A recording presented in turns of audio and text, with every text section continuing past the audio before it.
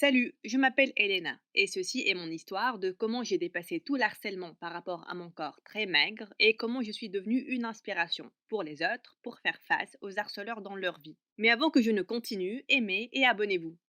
Papa dit que j'étais très pressée de venir au monde parce que je suis née 2 mois avant la date prévue d'accouchement de maman. Dans mes photos en tant que nouvelle-née, c'est comme si maman serrait un maigre petit rat. C'est tout ce que j'ai de maman parce qu'elle est partie rapidement après ça. En grandissant, c'était toujours papa qui m'emmenait au médecin, disait au chef de me préparer de bons dîners et me pesait chaque jour. Mais peu importe ce que je mangeais ou combien je mangeais, j'étais toujours trop maigre. Je ne savais pas ce que c'était le problème, je me sentais parfaitement bien. Une fois quand j'avais 4 ans, je venais de manger un énorme repas chez McDo. Quand papa et moi sommes passés devant une pâtisserie, et je me suis arrêtée. Je veux un cupcake, papa. Tu n'as pas besoin de plus de nourriture. Allez. Alors que papa essayait de me tirer, une femme a soudainement intervenu.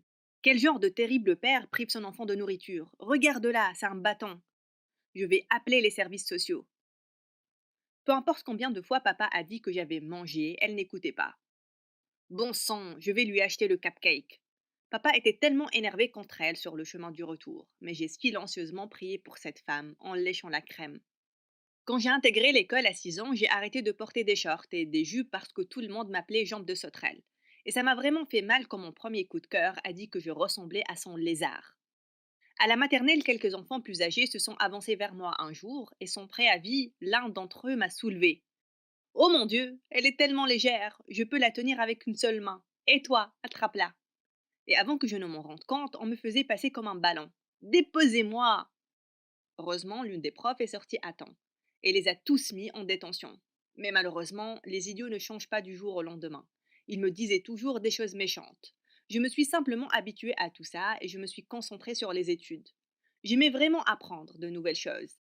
Et chaque soir à la maison, je faisais comme si j'étais la prof et je forçais papa et notre chef à être mes élèves. Je pense qu'ils aimaient vraiment mes leçons.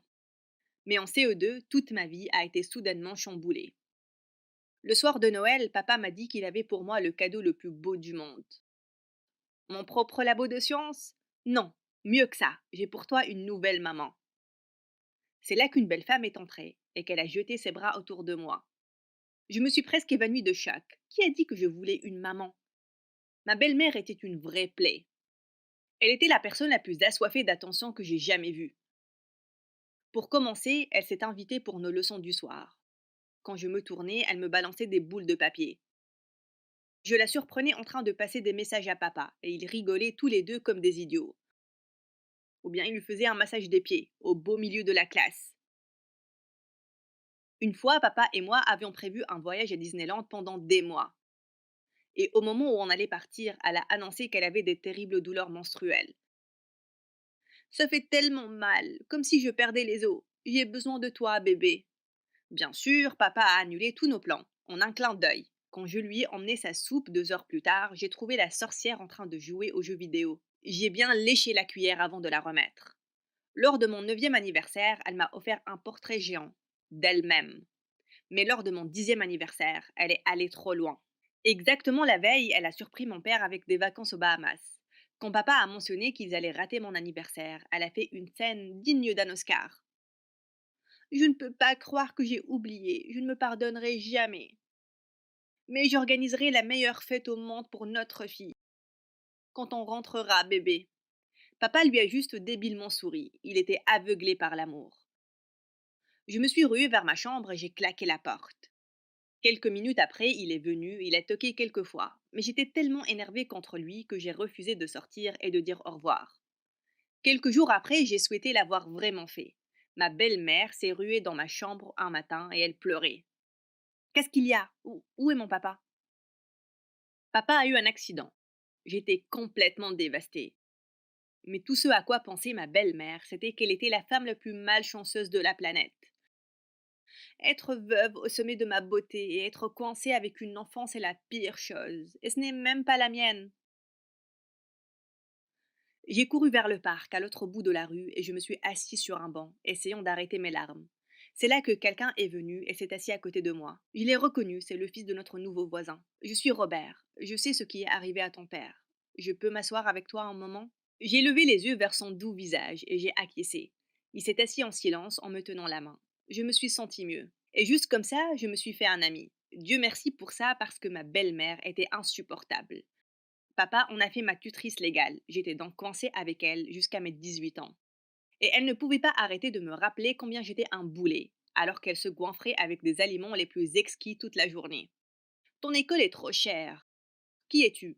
La duchesse de l'Amérique? Va dans une école publique. Ce n'est pas à toi de choisir. Papa a dit que j'irais là, et c'est comme ça. J'ai intégré des clubs à l'école pour m'occuper, et le soir, j'allais chez Robert à chaque fois que je le pouvais. Je ne supportais pas d'être à la maison quand ma belle-mère ramenait un nouvel homme chaque semaine. Des fois, elle me forçait même à aller dîner avec les hommes qu'elle essayait de piéger. Une fois, j'étais à la maison d'un chic avec elle pour une grande fête dînatoire, et j'étais occupée à me goinfrer de caviar, et je me suis presque cassé la dent à cause de quelque chose. Quand je l'ai sorti de ma bouche, je l'ai fixé, choqué. Ça ressemblait à un diamant. J'en ai remarqué d'autres dans mon plat. J'ai regardé autour de moi et il semblait que personne d'autre ne mangeait de diamants. Je les ai sortis, mais c'est là que j'ai vu ma belle-mère qui me regardait. Je ne pouvais les cacher nulle part. J'ai donc fait le plus évident. Je les ai mis dans ma bouche. Je ne voulais pas les avaler, mais c'est arrivé. Quand je suis rentrée, je me suis fait vomir et j'ai donné naissance à 6 bébés diamants. Waouh! Je les ai vite cachés quand ma belle-mère s'est pointée derrière moi. Tu viens de vomir là? C'est pour ça que tu es toujours si maigre? Pas que je veuille te ressembler ou un truc comme ça. Oh non. Je coupe simplement une amande en 3 morceaux, et c'est ce que je mange pour le petit déjeuner, le déjeuner et le dîner, la majorité du temps. C'est comme ça que je reste fine. Elle était en fait assez débile pour me croire, et elle a commencé à suivre le régime d'amandes. Robert et moi, nous nous sommes tordus de rire alors que je lui racontais l'histoire en mangeant des cheeseburgers. Je faisais tellement confiance à Robert, je lui ai donc même montré les diamants que j'ai eus au dîner du chic. Waouh, c'est fou! Tu dois les vendre, ils doivent coûter une fortune. On est allé à une bijouterie et j'ai eu du liquide pour les 6 diamants. Je me suis acheté un nouvel ordinateur, un téléphone et plus important, des vêtements qui m'allaient vraiment bien. Et j'ai mis le reste de l'argent en sécurité. Je savais que j'en aurais besoin un jour si je voulais quitter la vie que j'avais avec ma belle-mère pour de bon. Quand je suis allée en cours le lendemain, j'ai enlevé ma veste avec hésitation. Je pouvais voir les mâchoires de mes camarades se décrocher. Quelques-uns m'ont même dit que j'étais jolie. Ceux qui ont passé des années à m'appeler cure-dent et squelette étaient très choqués et pas très contents. 2 garçons m'ont même demandé de sortir avec eux ce même jour, mais j'ai poliment dit non. Vous voyez, je commençais à avoir des sentiments pour Robert depuis quelques mois. Je voulais lui demander de sortir avec moi, mais le moment ne semblait jamais être le bon. J'ai décidé que j'allais le faire le jour de la Saint-Valentin. J'allais foncer et lui demander. Je me suis avancée vers lui dans le couloir, le cœur qui battait la chamade. Il s'est tourné vers moi et m'a adressé son adorable sourire classique. Et puis, ces terribles mots sont sortis de ma bouche. Veux-tu être mon Valentin, Robert? J'ai instantanément souhaité pouvoir les retirer parce que c'était comme s'il s'est fait heurter par un camion. Il s'est tourné très rouge et ne pouvait même pas me regarder dans les yeux. Je suis vraiment désolée, Elena. Je ne peux pas. Et après ça, il s'est envolé de la scène. Quoi? J'étais toujours sous le choc quand j'ai entendu les méchantes filles de ma classe jacasser derrière moi. Porter quelques beaux vêtements ne te rendra pas moins laide. Les mecs aiment les vraies femmes, et les vraies femmes ont des formes. Soudain, je me suis vraiment énervée. Eh bien, je suis une vraie personne, avec des vrais sentiments. Vous avez déjà pensé à ça? Non, généralement, je ne pense pas beaucoup à toi. Et ne sois pas hypersensible, tu n'es sûrement pas belle. Mais au moins, tu peux manger tout ce que tu veux, sans t'inquiéter. Considère-toi chanceuse. Chanceuse, je ne peux jamais trouver des vêtements qui me vont. Et la majorité de ma vie, j'ai essayé de cacher mon corps, parce qu'on m'a traité de terribles noms tellement de fois. Je me serais considérée chanceuse si on me laissait tranquille. On devrait laisser tout le monde être heureux avec eux-mêmes, peu importe leur forme et leur taille. Personne n'est défini par son poids. Soudain, tous les enfants autour de moi ont commencé à applaudir. Vous entendez? Vous entendez? Personne n'est défini par son poids. Laissez-les être heureux. J'étais tellement choquée que mes camarades me soutiennent vraiment. En fait, il y avait beaucoup d'enfants de toutes les classes qui venaient vers moi et me disaient qu'ils ont toujours eu honte de leur poids. Et ils pensaient que j'étais vraiment courageuse pour avoir tenu tête à cette tyran. Plus tard la même nuit, j'ai entendu un doux tapotement sur ma fenêtre. J'ai ouvert pour trouver Robert à l'extérieur. Va-t'en, Robert. Je suppose que je ne suis pas assez belle pour quelqu'un comme toi. Mais tu sais quoi? Je n'en ai rien à faire. Je m'aime comme je suis. Non, Elena, tu ne comprends pas. Je pense que tu es belle. C'est juste que je suis gay. Eh bien, je ne m'attendais pas à ça. Robert et moi sommes restés de très bons amis, bien sûr. J'ai travaillé dur durant les 2 années qui ont suivi et j'ai été acceptée dans toutes les facs auxquelles j'ai postulé. Mais rapidement, après ces magnifiques nouvelles, je suis rentrée pour trouver de terribles nouvelles à la maison. Une après-midi, je suis rentrée pour trouver ma belle-mère en train de gémir très fort et les gens grouillaient partout chez nous, en prenant nos affaires. Qu'est-ce qui se passe, bon sang? Il s'est avéré qu'elle avait investi tout l'argent de papa et mon héritage dans la manigance suspicieuse de son dernier copain. Il a simplement disparu avec l'argent de tellement de personnes et il l'a accusé de fraude. Elle était chanceuse de ne pas aller en prison. Mais elle a tout perdu, y compris la maison dans laquelle j'ai grandi. Quand j'ai entendu ça, mes oreilles ont commencé à sonner. Tu as perdu la maison que papa a laissée pour moi? Je n'en ai rien à faire de ta stupide maison. Qu'est-ce que je vais faire? Je n'ai jamais été aussi énervée de ma vie. Dégage, tu as ruiné ma vie depuis le jour où je t'ai rencontré. Je ne veux plus jamais te revoir. Et où vas-tu vivre sans mon aide? Je vais racheter la maison de papa. Comme si tu avais l'argent. Oh, tu vas être vraiment surprise.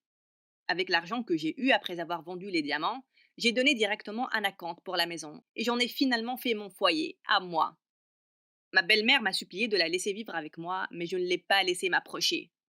Je me suis concentrée sur mes études et je me suis assurée de pouvoir m'entretenir assez longtemps jusqu'à avoir un diplôme en enseignement. Ma belle-mère a éventuellement épousé un milliardaire de 70 ans et elle s'est vantée sur Instagram avec la légende: J'ai finalement trouvé le vrai amour. La seule chose qu'elle aimait, c'était l'argent. Mais moi, j'ai trouvé l'amour de ma vie, à la fac. Et on s'est rapidement mariés peu de temps après la remise des diplômes. Et Robert était mon témoin et ma demoiselle d'honneur. Quelques années après, je suis la principale de l'école maintenant. Et même si tout le monde pensait que j'étais trop maigre pour avoir des enfants, j'ai donné naissance à 2 bébés en bonne santé, un garçon et une fille. J'ai hâte qu'ils commencent l'école bientôt.